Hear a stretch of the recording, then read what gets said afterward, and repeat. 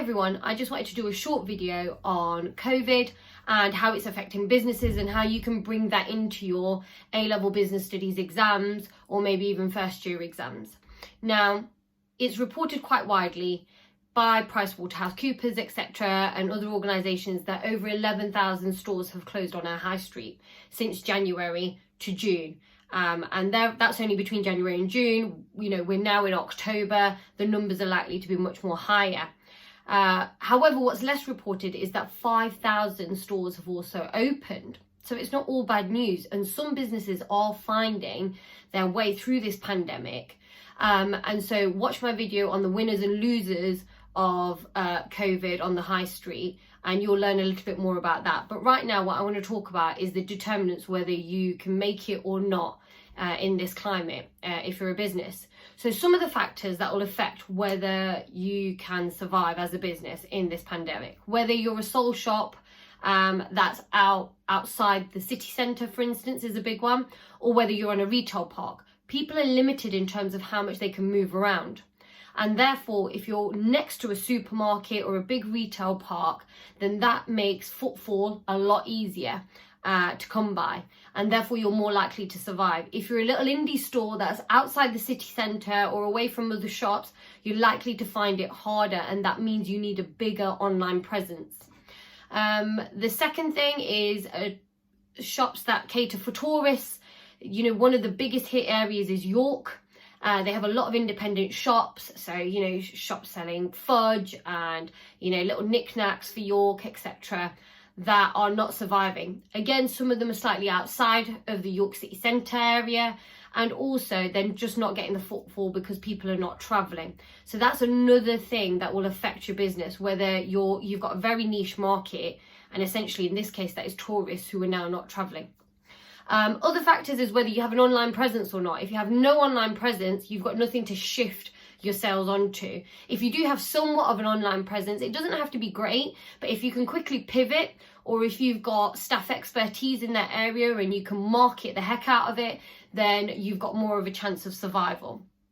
The size of your business, whether it's heavily kind of store-based and your rents are large. So if you've got really large stores and your rent as a result is quite large, a lot of businesses are negotiating good business rates with their landlords, but that's going to make it particularly difficult. If you have quite a small store to showcase a lot of your products and then sell them online, you're more likely to survive.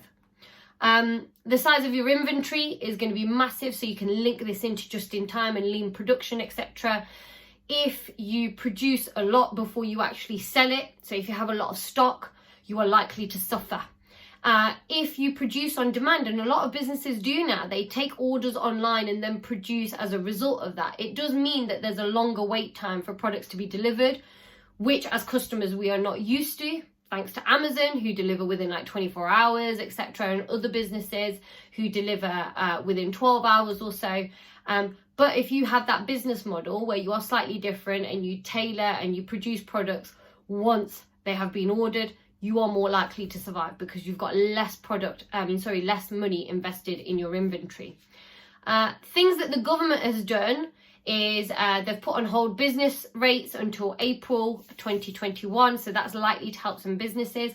However, another link you can make to your business course is financial planning. It's very difficult for businesses to produce long-term financial plans. At most, they'll be doing a 3-month one. Okay, so you can link it to that.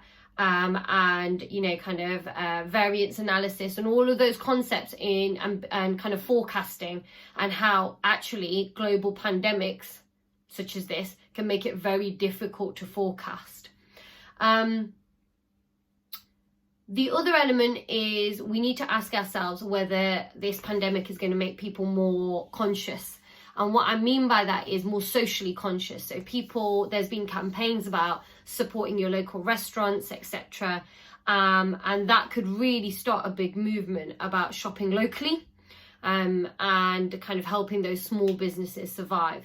And that might be something that you can link to social responsibility. And certainly some businesses have taken on an element of social responsibility into their business. So Zoom, for instance, they used to have a 40-minute cap on their calls if you were on the free program.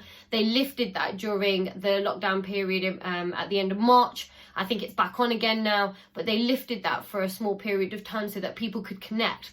And all of a sudden, they kind of took this place of being socially responsible. So where businesses can, they should definitely take advantage of that to be seen as socially responsible and helping people during this difficult time in order to build that brand loyalty.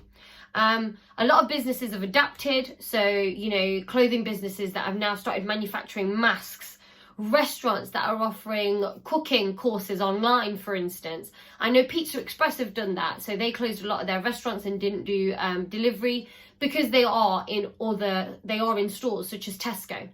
And so what they decided to do was send home recipes to people via their email and keep that brand loyalty going, even though people weren't coming into their restaurants. And that's been really important for them, because other pizza providers such as Domino's, Pizza Hut, who do delivery, are absolutely taking off, and they need to keep that brand loyalty going. So those are a couple of things to think about. Topics that this will link to in your course: just in time and lean production. Like I said, the leaner you are, the more likely you are to survive. Online and data gathering. So how much data do you gather to your online presence? How many people visit your website, etc. And can you monitor that getting bigger during the COVID pandemic? Are you offering people what they want online? Financial planning, I've already mentioned. USP and brand loyalty, I've already mentioned, and you can use the Pizza Express example. Social enterprise and kind of taking a more social kind of look at your business. You can use Zoom as an example as well.